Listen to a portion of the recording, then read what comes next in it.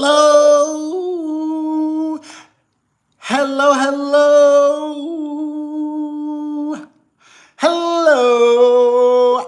Oh my God. Today's live is going to be talking just It Ends With Us saga. Hello, my friend. It is Perez Hilton, the queen of all media, the original influencer, and your number one source for everything It Ends With Us saga. Today, we're also going to do something a little bit different. Hopefully, this does not upset anyone, but I've got to keep tweaking and improving and staying competitive and just adapting. So, we're going to continue going live exclusively just for members towards the later part of today's show. But for the first 25 or so minutes, I'm going to open up the chat to everyone. Somebody last week, when I went live on Thanksgiving, said, "It's so nice that your chat is open for everybody.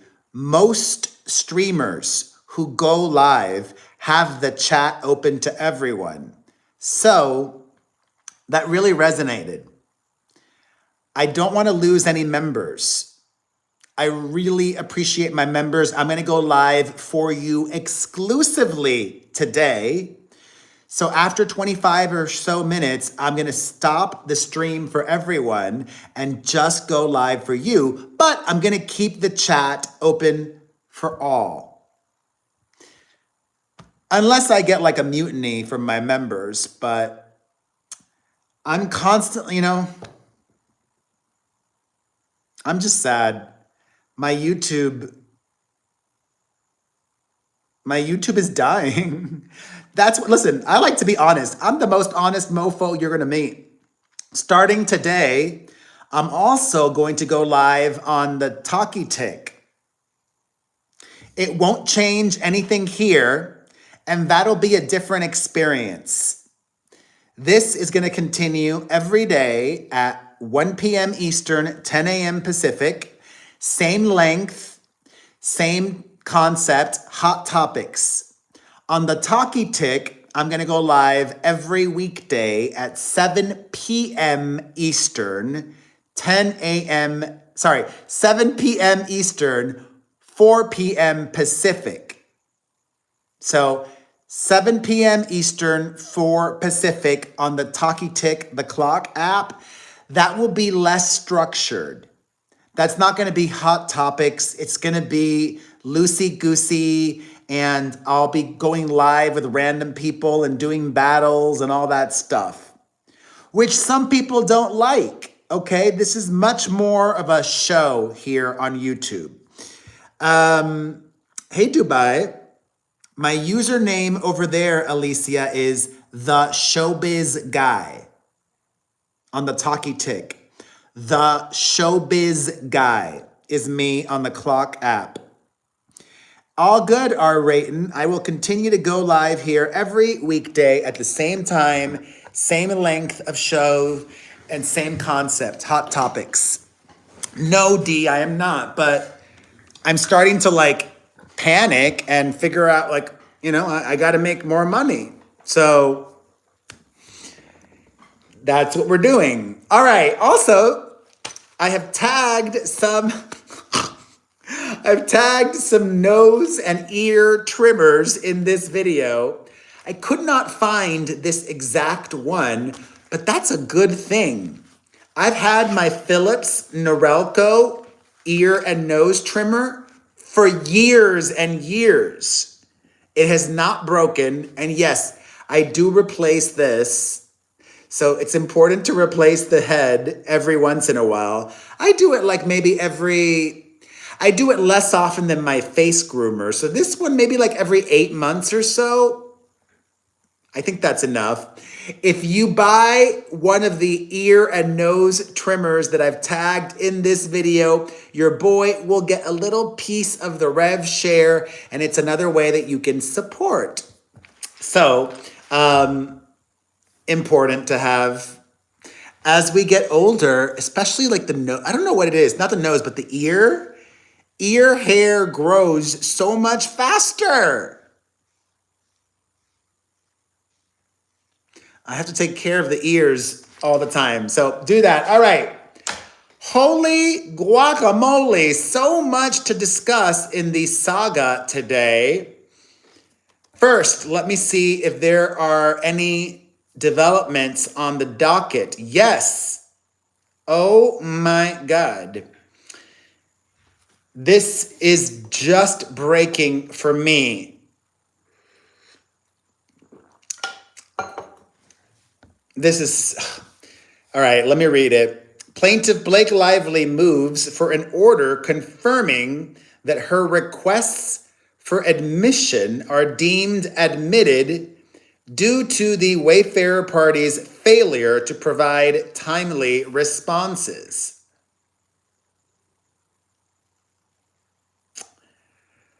I just want to skip to the part where the judge rules.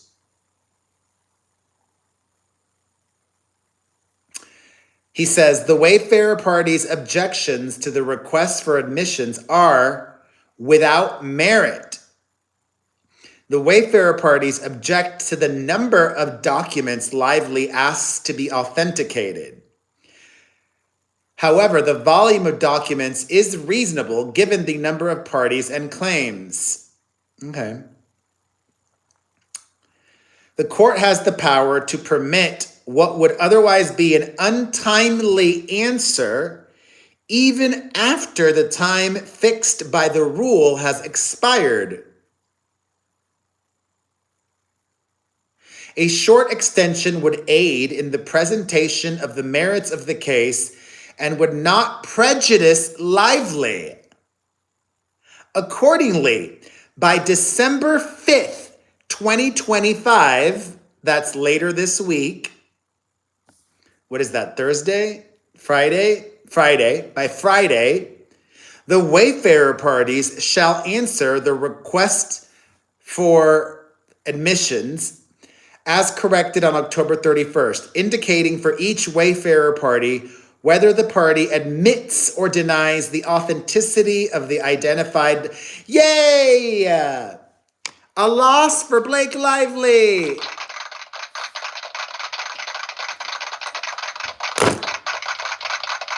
Woo woo! The whole request for admissions thing is so boring to me. It's just paperwork. Translation, if you weren't following any of that, they're literally bickering over paperwork. Not just paperwork, but in some instances here, also video, or in the Claire Ayub of it all, secretly recorded audio. So both sides have submitted evidence, documents, emails, texts, information that needs to be authenticated. And they have to agree on this. Yes, that's real. No, we don't. We can't verify this. So Blake Lively was trying to get a win and she got a loss. Yay!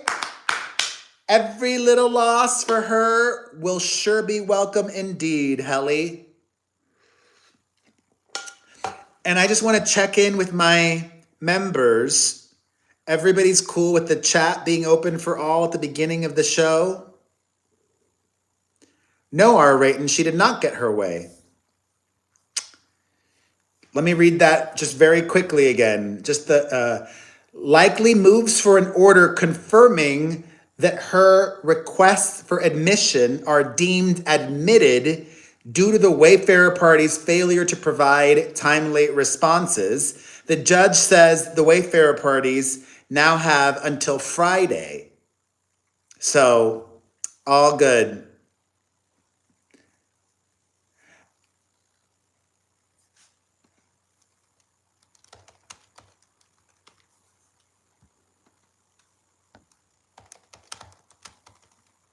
Okay, we have a lot more to talk about today, including catching up with one of my favorite people, ethically challenged Ezra. One of Blake Lively's lead attorneys was the one to personally depose Jamie Heath. What Nancy said, if everybody can double tap or like this live, it would mean so much. The live is open for everybody. Can we get this to 500 likes in the next minute? If every single person double taps or likes, we'll get there. I'm going to shut up for a minute. Can we get to 500 likes? Let's go.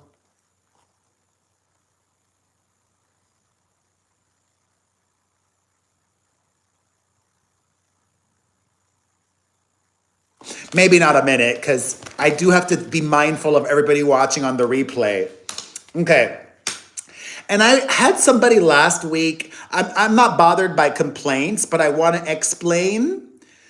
Somebody last week was not pleased that I went over some of the depositions in a live stream. Babe, it was Thanksgiving, and I was still pumping out content. And also, when we get so much evidence, when so much is unsealed, it's overwhelming AF. It's more manageable. I'm not even going to say easier, because this is not easy. It's more manageable to do it as a live stream than a video. Doing it the normal way, it would literally take me 3 times as long. I'm not going to spend 3 hours on one of these videos, especially when YouTube is not freaking pushing out my videos.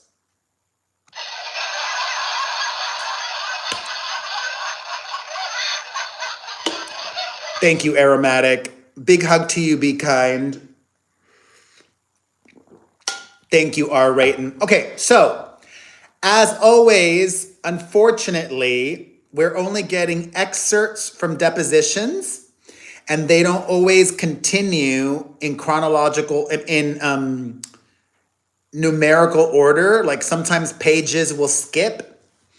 But this is the deposition of Jamie Heath, Justin Baldoni's producing partner, and ethically challenged Ezra is doing the grilling. I've not seen this before, so this is new to me. Okay. This is in regards to that timeline that we went over last week. Remember the timeline where the big news that's been getting a lot of attention was that Taylor Swift and Hugh Jackman were at that meeting in April of 2023, and Justin Baldoni cried, and this was during pre-production. That still boggles my mind. Ryan Reynolds went, and they hadn't even begun filming, all over the trainer question about how much weight Blake Lively weighs. Hey, Empathy. Hey, Rex. So, why did you ask Miss Toskovic to create a timeline on June 17th? Says Ezra, Baldoni's producing partner, Jamie Heath. Just to have a timeline of our whole experience of the movie. Ezra, your whole experience of the movie as it relates to Miss Lively? Jamie Heath, just the timeline of what we experienced throughout the movie. Yes. Ethically challenged Ezra. For what purpose? Jamie Heath. So we could have a record of the last year and a half of what we have experienced. Ezra. Why? Jamie Heath. There was a lot that went on over the year and a half on different levels. Production and all levels. I just wanted to have a timeline of it. Ezra, well, your text message to objection, says Alex Shapiro. I don't know, says Jamie Heath. Ezra, Okay, well, my question to you, Mr. Heath, is why you were asking Miss Toskovic to create a timeline that references events related to Miss Lively on June 17th, 2024. Jamie Heath, our experience of the movie, and at this point in June, we were unsure. Justin had lost the movie, I think, by this point. We were dealing with a lot of conversations with Sony about how to navigate moving forward with him as the director. We've got the release of the movie coming up, and in all of this and being confused of where we stood with all of this, I just wanted to have documented just our whole experience with the movie. Ezra, for what purpose? Ezra.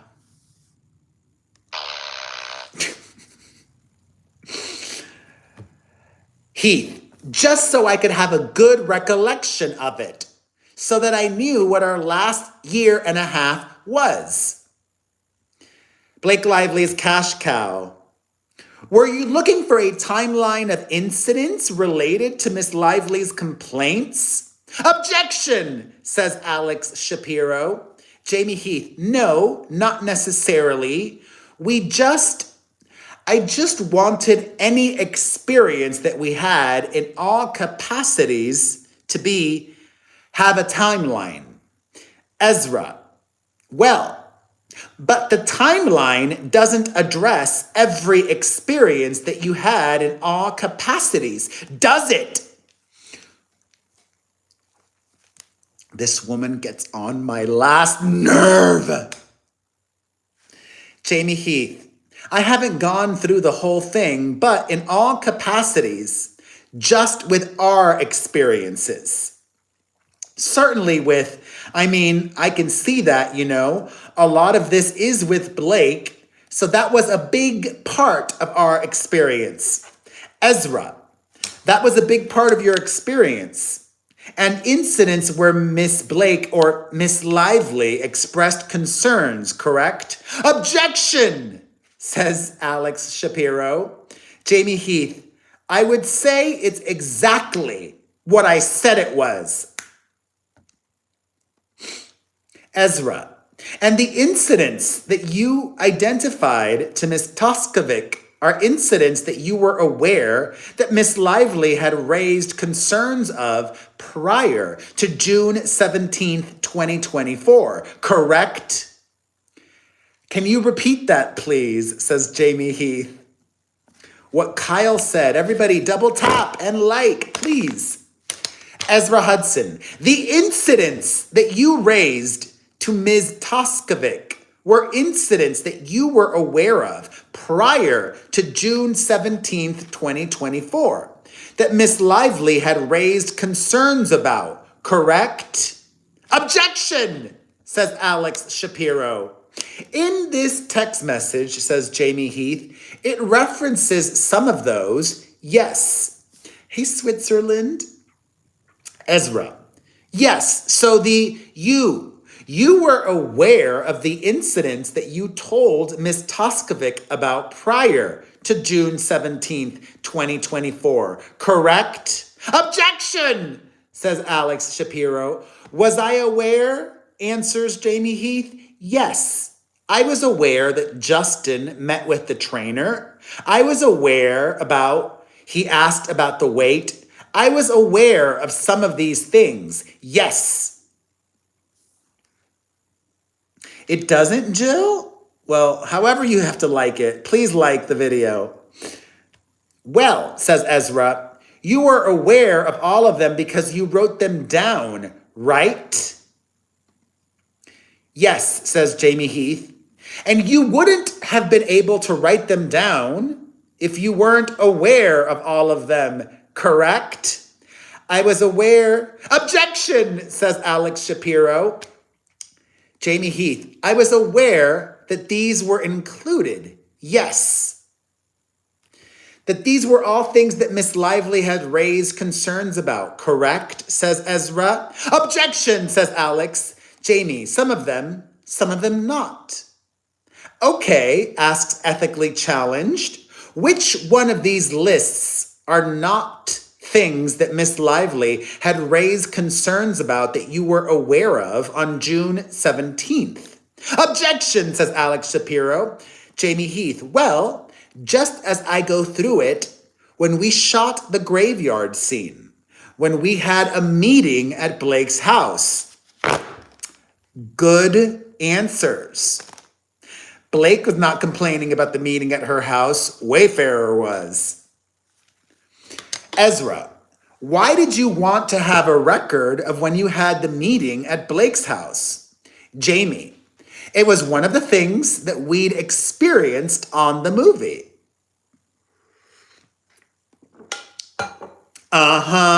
Says Ezra. And when you said essentially anything we can get, either the date and alleged incident, what did you mean by alleged incident? I don't recall, says Jamie Heath. I don't know. Are you don't know what you meant by alleged incident, says Ezra. I don't know exactly. Okay, says Ezra. And did you have any further follow-up with Miss Toskovic about what you meant by alleged incident? I don't know. You don't know if you did? I don't know, says Jamie Heath. Ezra, but somehow did you give her any direction beyond what you put in this Exhibit 16? I don't know, says Jamie Heath. Exactly, Nancy. This is Ezra's tactic, and it's not working. Jamie is not breaking. Depositions are like war, y'all. Trial is war. You have to have strength.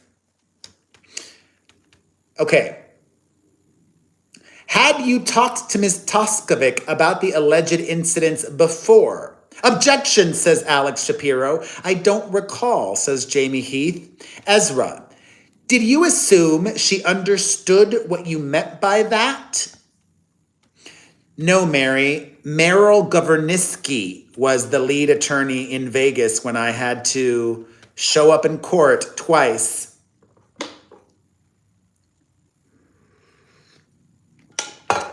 Let's take it back. Did you assume she understood what you meant by that? Yes. I think at that point it was a quick, we skipped pages. So we're still talking about the timeline of events. Jamie Heath. I think at that point it was a quick way to give them, I'm assuming he's talking about Sony, a glimpse of a timeline of our experience. Your experience with Miss Lively, says Ezra. Our experience that was outlined in this timeline, says Jamie. Your experience with Miss Lively, Ezra asks again. That is part of it, says Jamie. Okay, Ezra says.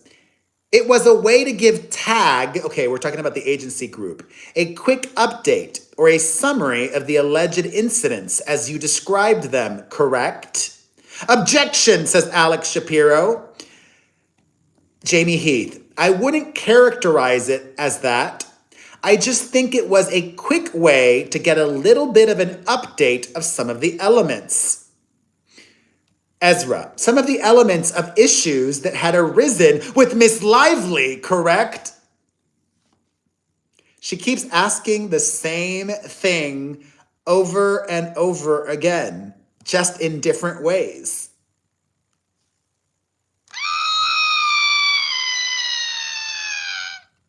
What Bazia said.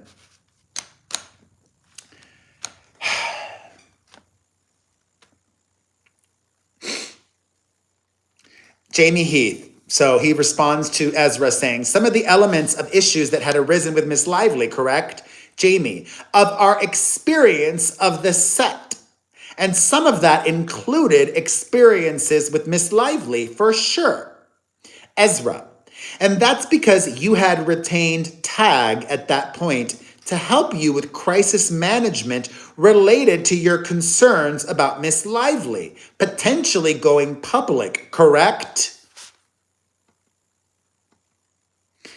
Oh, we skip pages. So picking up somewhere else later in Jamie Heath's deposition.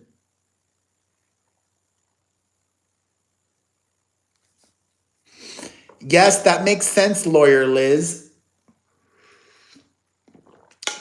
Lawyer Liz deleted her comments, but I'm guessing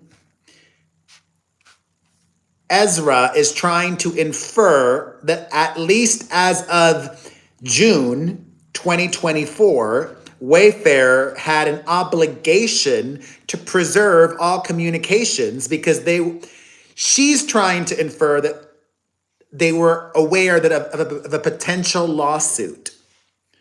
But I would disagree, especially because Blake Lively did not send her notice of preservation until December of 2024. December. So, and Jamie Heath very smartly was responding, no, we were just focused on PR.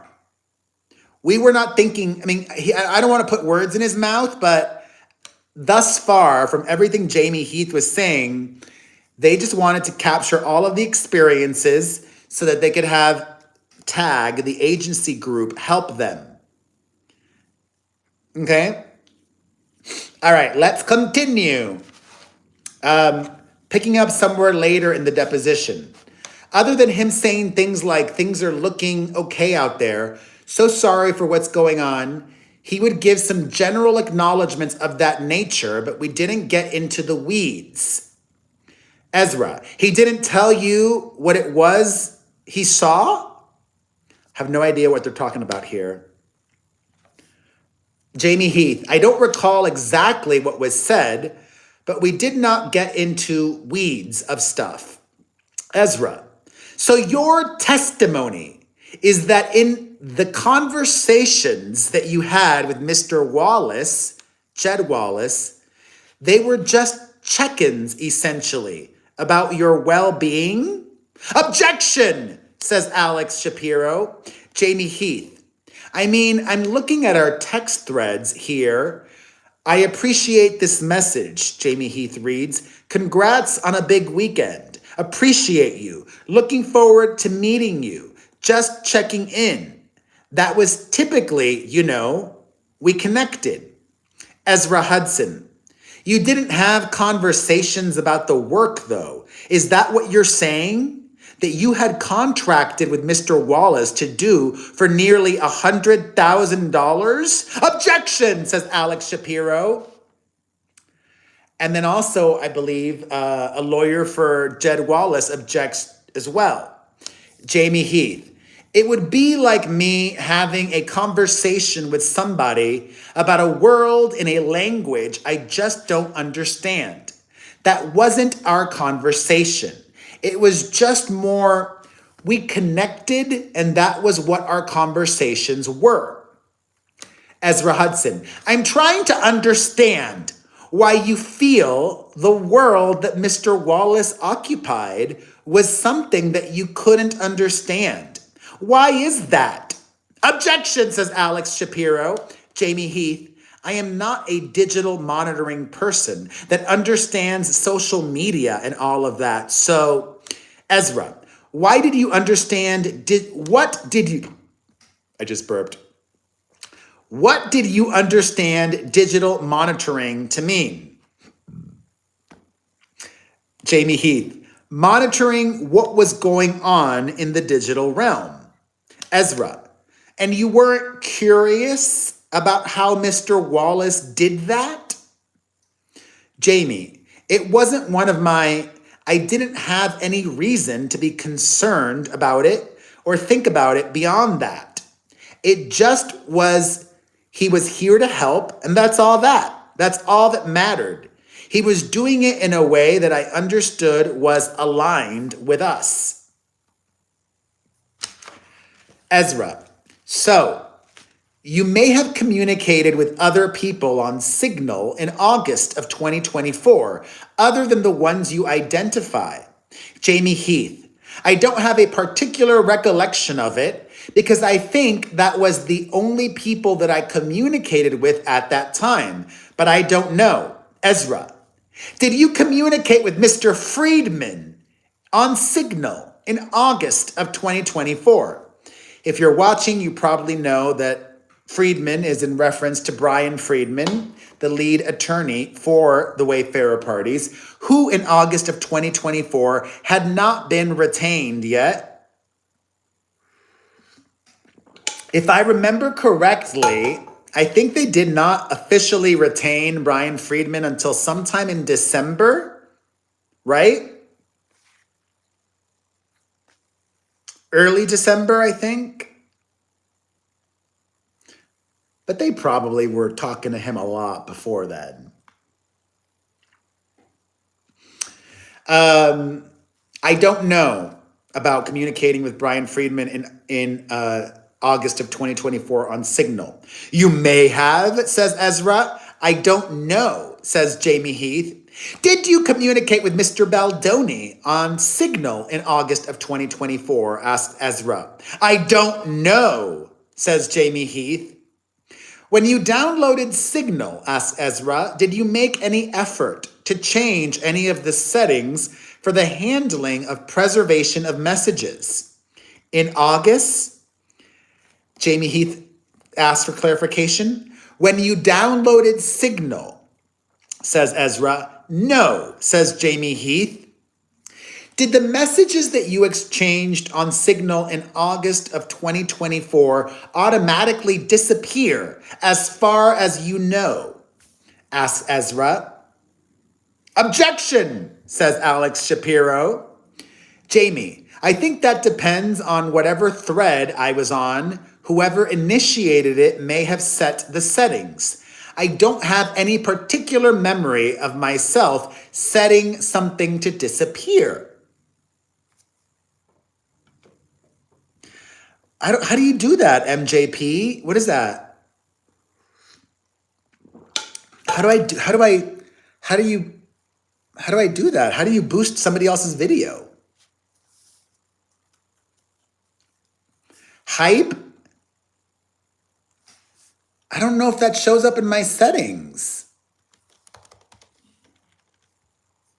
Customization?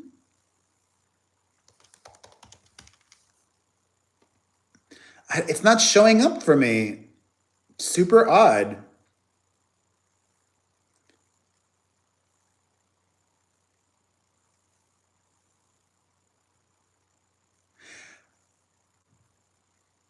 Oh, I have too many followers? Okay. Yeah, I've never seen that option, but other people have mentioned hyping before. Anyways, sorry.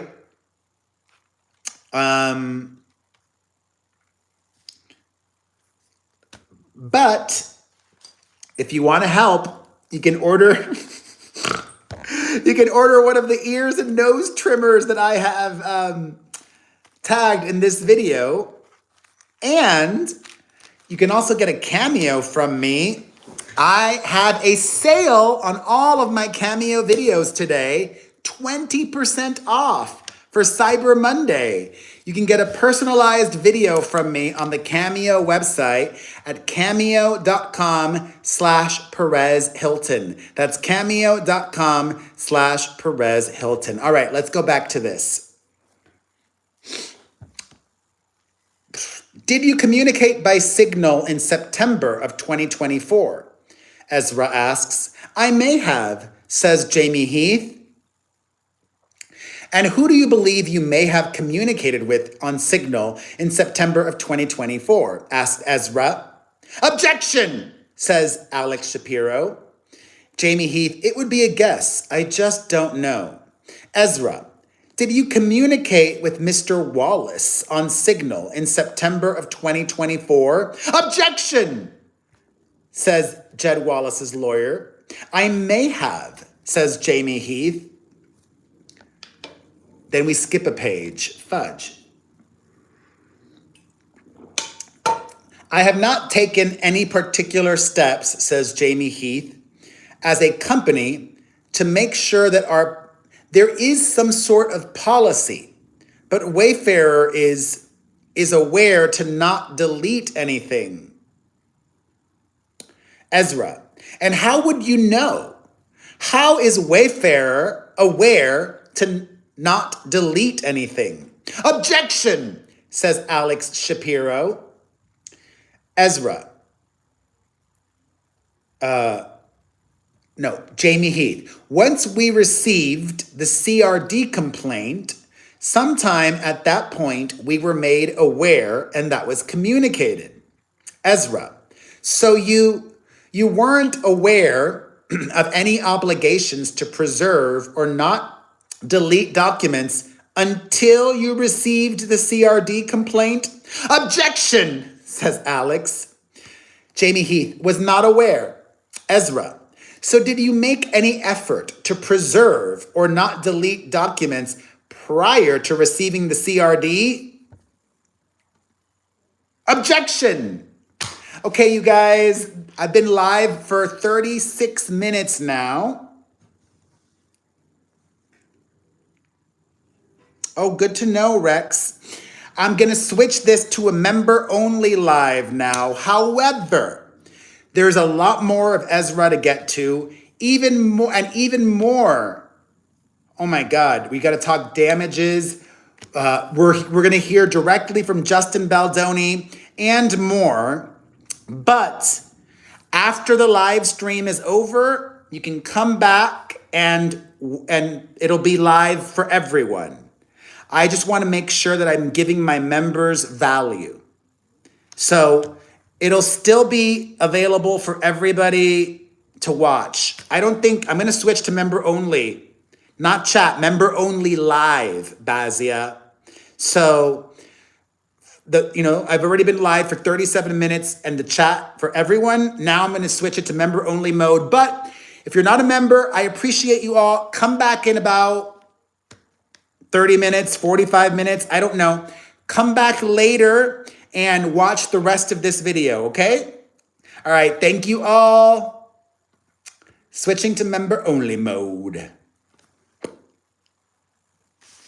Okay, thank you all for watching. We've still got more to get to. All right. Dun, dun, dun. Here we go. So, other than what I said, that there was no reason to auto-delete happening, there was no particular effort to go outside the normal scope. Ezra Hudson, and you said that you received instructions to preserve documents after Miss Lively filed her CRD complaint. Objection, says Alex Shapiro. Jamie Heath, I don't know if it was the CRD complaint or the lawsuit. I don't recall, but during that period, we learned that there was, or maybe it was a notice from Mr. Gottlieb. Sometime in that frame, we were made aware. I don't recall where it came from. Hopefully you guys were not too bothered that the chat was open to everybody earlier. I'm trying to get more viewers. I'm trying to do everything, Thank you again for being members. I appreciate you. This that you're watching right now live is just for members only. And then it'll be open for everyone. Okay. Are you talking about the cease and desist letter that we sent, says Ezra? It may have been that, says Jamie Heath. I don't recall exactly. It was just in that time frame. Ezra, and did you take some steps to preserve documents once you received the cease and desist letter? What steps did you take? Jamie Heath, made sure that personally, if there was anything that was said to disappear or delete, that they were not. Told Wayfarer parties to not delete anything, that in case they otherwise might. I can't recall at the moment, but I think those were the general steps. Ezra.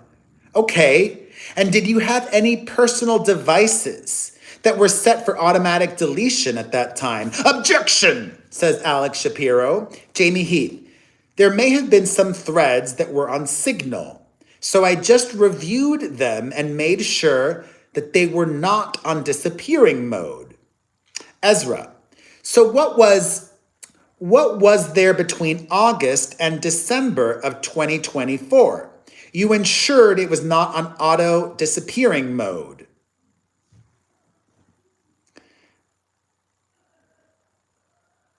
Maybe, lawyer Liz.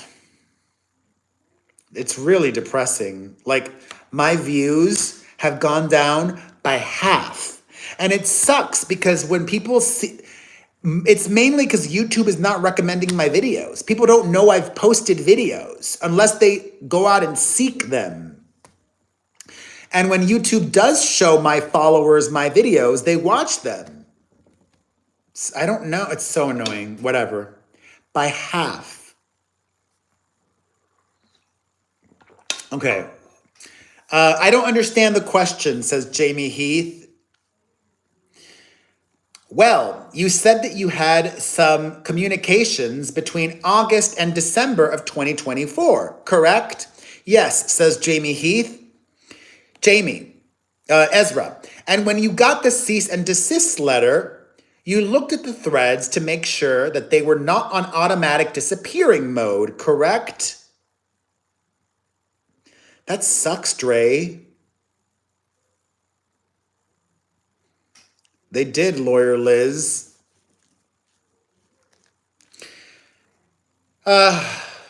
Anyways, we're at the end of Ezra, but we have more to talk about.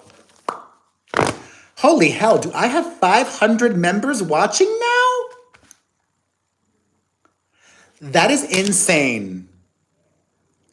It says 500 people are watching. Wait, let me make sure. Are there 500 members watching now?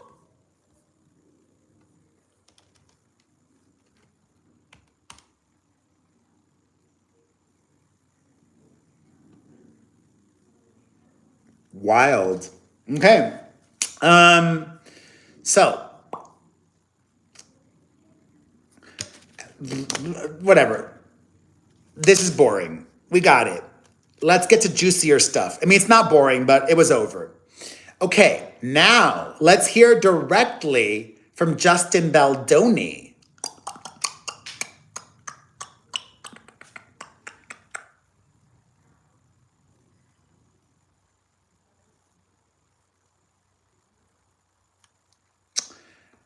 I have not seen this before.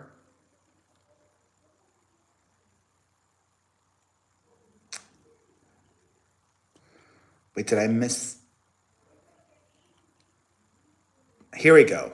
This is really interesting.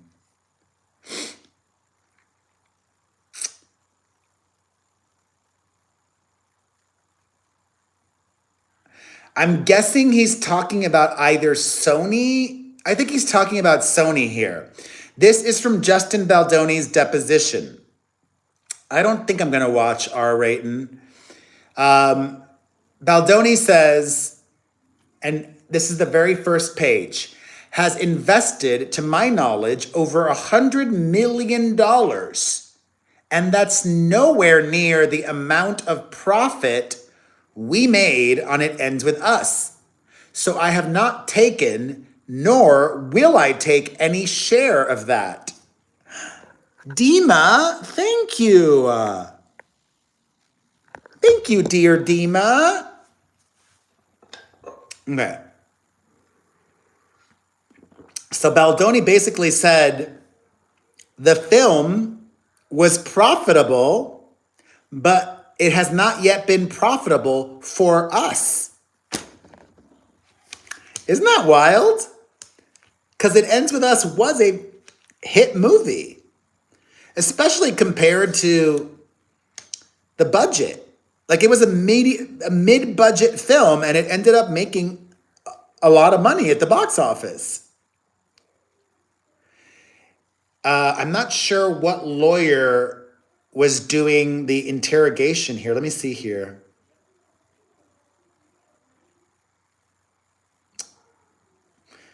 forgot who we went over some of this already, but I don't remember who's asking the questions. Is there documentation that memorializes what you just said to me?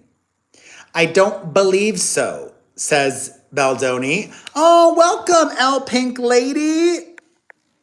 Thank you. Lively's lawyer. Is there documentation that would show the payments that you have received, if any, derived from the film It Ends With Us? Of course, says Baldoni. Have you produced those to us? Baldoni, my lawyers have everything that would need to be produced, so I would assume that if that was something that would need to be produced, that they would produce it.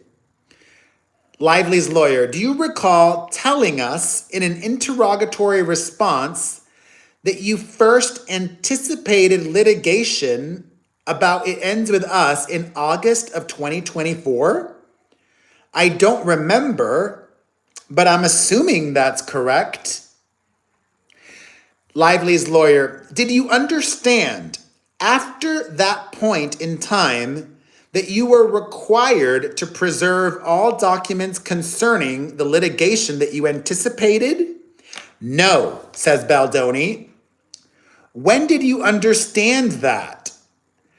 I believe this last week, says Baldoni. His deposition happened last month. I don't believe him. He had to have known this prior to last month. Because you know what's interesting? Baldoni sat in on a lot of the depositions by Zoom of some of the other parties. I think I remember reading or seeing last week that he was appearing by Zoom in somebody else's deposition. He's lying. He's lying, right? I'm Team Truth. You can be Team Truth and be like, Justin's probably lying there. He's not that checked out. He's been very involved in all of this.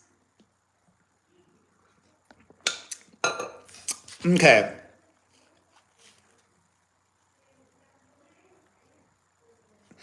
This last week is the first time you understood that you were required to preserve documents in this case, says Lively's lawyer. Baldoni, yes, but I preserve them anyways. Lively's attorney, what steps did you take to preserve your documents, if any, in August of 2024? By not deleting anything, says Baldoni. Okay, so you didn't delete anything. Did you have any understanding of the retention policies that existed on your email account? Can you be more specific, asked Baldoni. Do you have any knowledge as you sit here today, one way or the other, whether the email accounts that you use have retention policies on them? The fuck? I don't know how to... What kind of a question is that? Are there email accounts that automatically delete emails? Does that exist? I know that Signal and things like that can sometimes automatically delete communications, but are there preferences that automatically delete emails from email accounts? Mike Gottlieb was the one asking the questions. Okay. All right. God, we still have more to get to. Holy heck.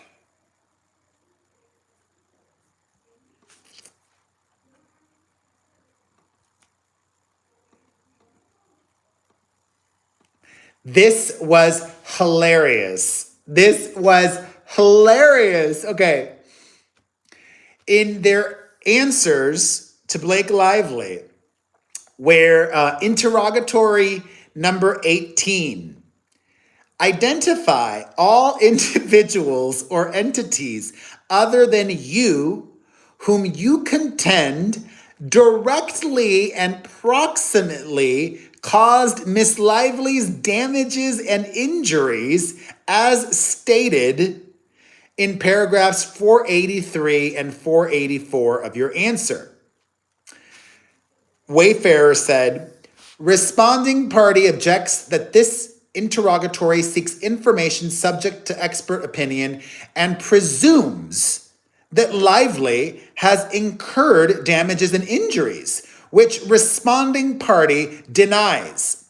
Without waiving these objections, this is the list of people that Wayfarer says is responsible for Blake Lively's damages. They say Blake Lively, Ryan Reynolds, Maximum Effort, Blake and Ryan's marketing company, Leslie Sloan, Blake's publicist, Vision PR, Leslie Sloan's PR company, Stephanie Jones, Jones Works, and Sony.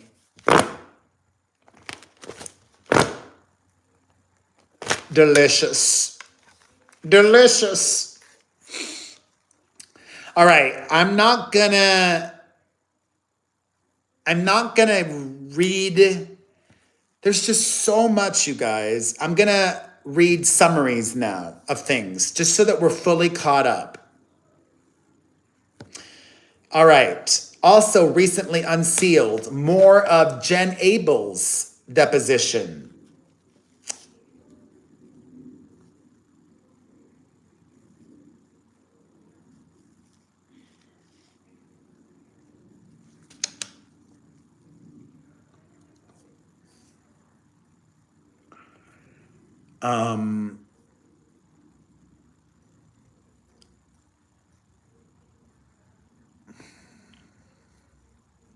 Mike Gottlieb.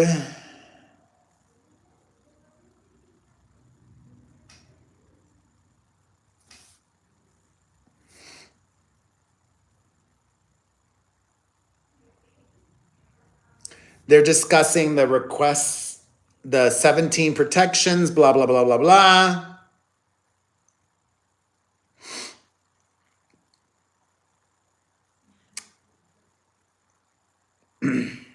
More of Steve Sorowitz's deposition.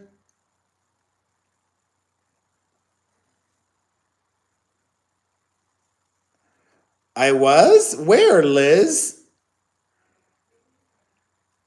Oh, at the bungee jump at the Strat. How cool. I did that once. I don't know if I would do it again. I think I'm too old now. Okay.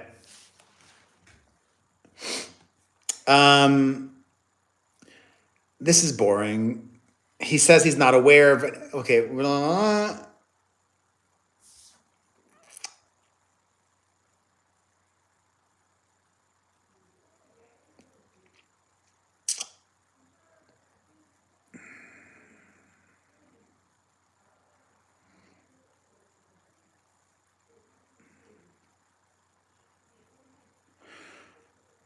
Okay.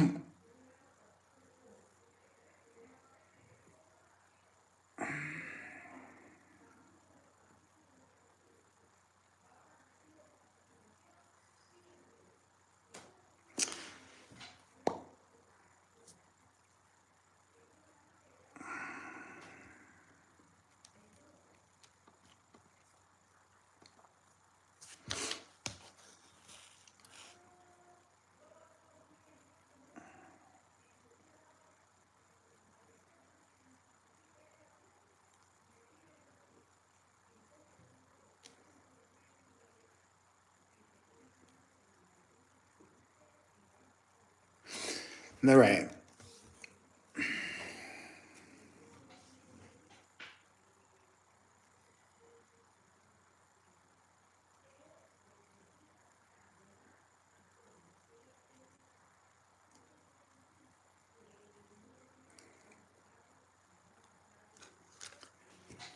My brain is exploding now because there's just so much.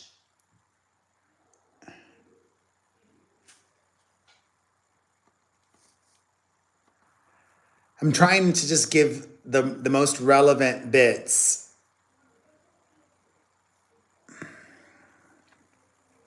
Okay. Next.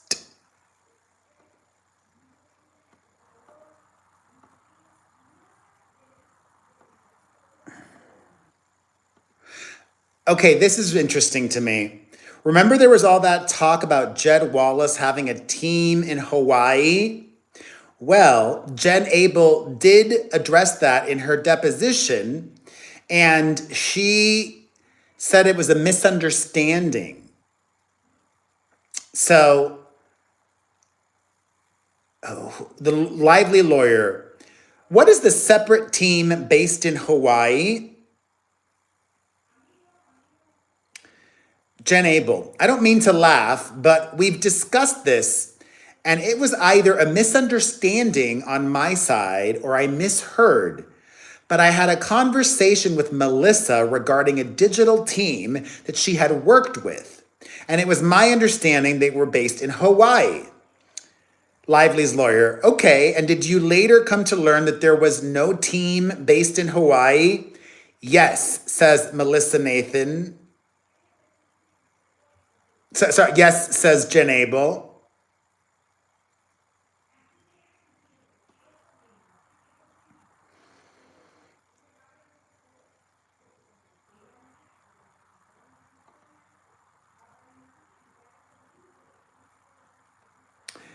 Jed Wallace's declaration says, I do not have a digital army in Los Angeles, in New York, or anywhere else. I do not work with or direct a team in Hawaii. I have never been to Hawaii, says Jed Wallace.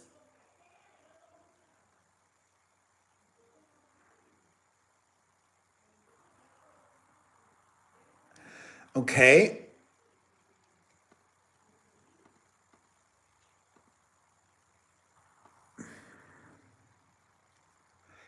Jesus Christ. Oh my God. I can't be on for 3 hours today.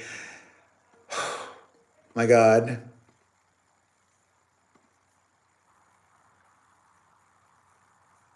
All right. I'm going to give you highlights.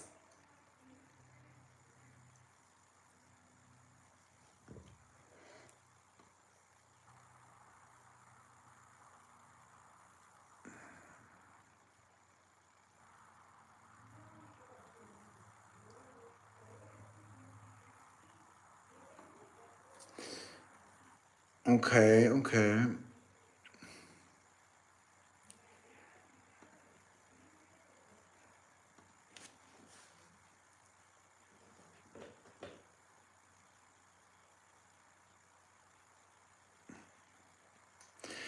A lot of talk about the timeline. Jesus.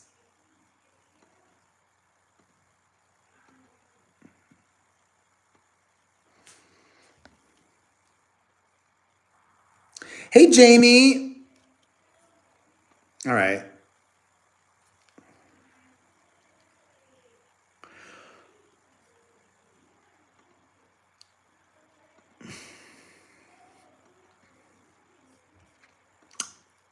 Oh, this is good. Uh,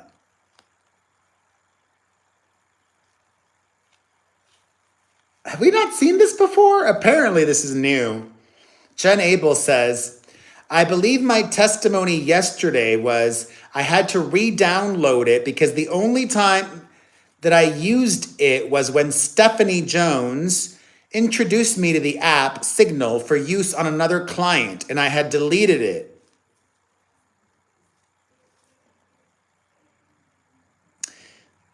I love Madonna, Dima. All right.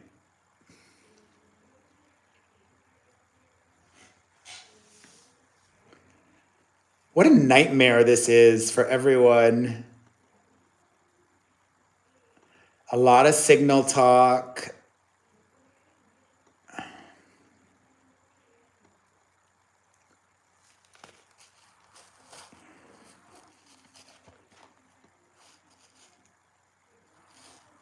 There's no way I could have done this in a regular video.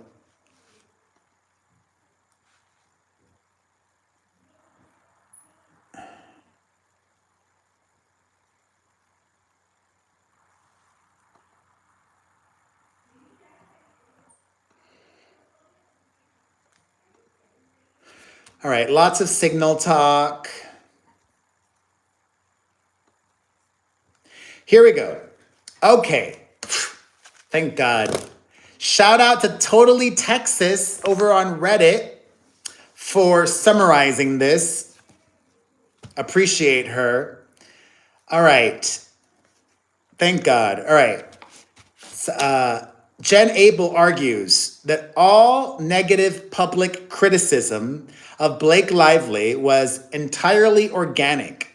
She cites paparazzi photos, Lively's marketing missteps, her refusal to appear with Baldoni, mass cast unfollowings, tone-deaf product tie-ins, and her New York Times involvement as reasons public sentiment turned against her. Abel says Lively fueled negativity by allegedly feeding the New York Times with stolen private communications and using inflammatory texts prior to filing her lawsuit. Abel asserts that the positive surge of support for Baldoni was also organic, driven by his consistent, serious engagement with the film's DV themes and his partnership with the nonprofit No More, contrasted with Lively's handling of promotion. She claims Lively acted with unclean hands by orchestrating hostility on set, excluding Baldoni from promotional events. Hey, Carmen. Disrespecting his religious beliefs and downplaying the film's DV themes while cross-promoting her alcohol and hair brands. Abel claims that Lively failed to mitigate damages, arguing that she caused any reputational harm herself through PR choices, false statements, her Van Zandt lawsuit, and what Abel calls abusive legal tactics against content creators.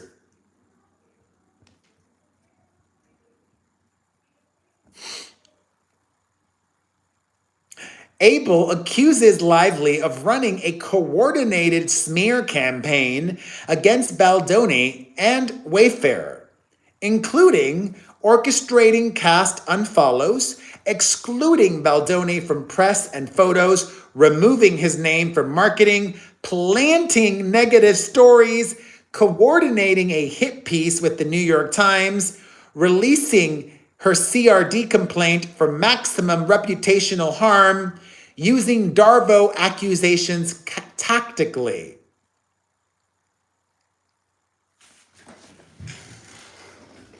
Wow. That was good. Ooh, child. Oh, I think there's no way Blake Lively is going to win any of this.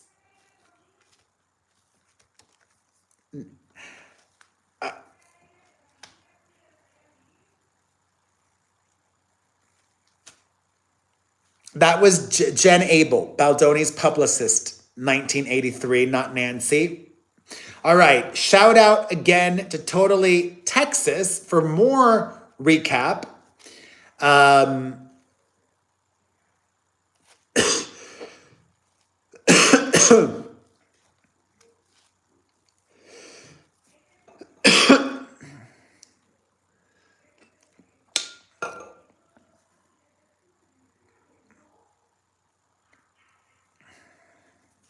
Baldoni's deposition, he testifies he did not have personal involvement in selecting Melissa Nathan.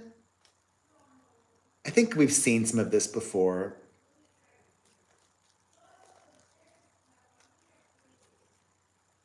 Yeah, we've seen some of this.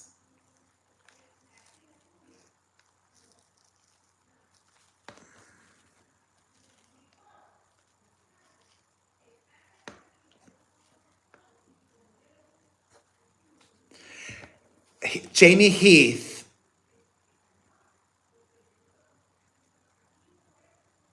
Oh, this is good. I don't remember reading some of these. Jamie Heath explains that once he instructed Stephanie Jones to stand down and not contact reporters, He did not bring her back into any communications or publicity strategy for Wayfarer. He clarifies that from his perspective, Stephanie Jones was never part of Wayfarer's crisis communications team to begin with, so there was no removal or reinstatement.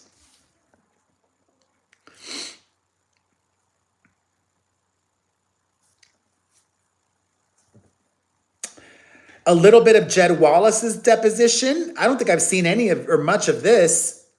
Wallace says he does not recall ever being copied on communications with Stephanie Jones regarding Wayfarer-related work. Wallace says he does not recall ever speaking with Stephanie Jones in connection with his work for Wayfarer.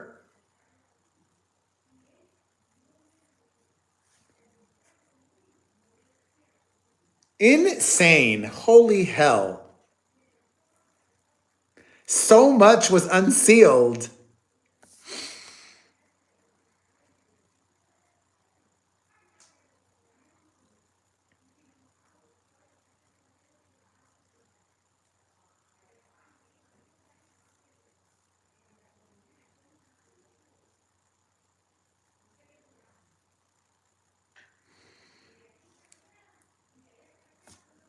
Okay. That's everything. Y'all, my head's about to explode.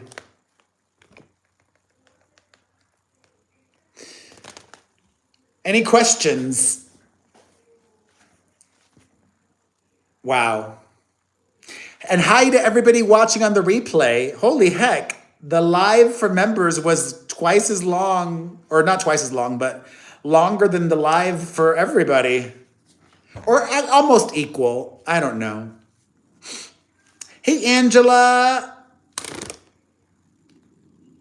Dima. I don't think she will. Leslie's been her publicist for decades.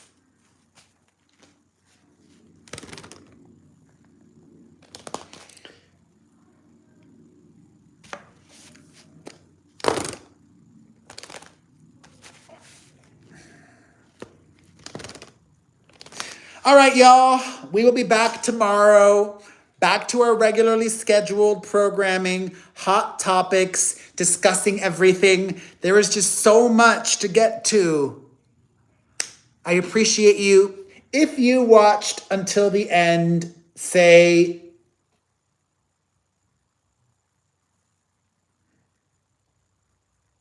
I don't think they'll settle anymore, Dima. I did for a while.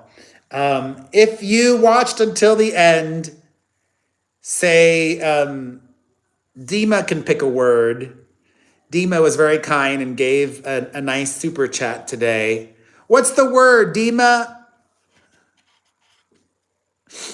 Just say Dima, D-I-M-A. Say Dima in the comments section if you watched until the end. Hit the like button, share this video. I'll see you guys tomorrow at 1 p.m. Eastern, 10 a.m. Pacific.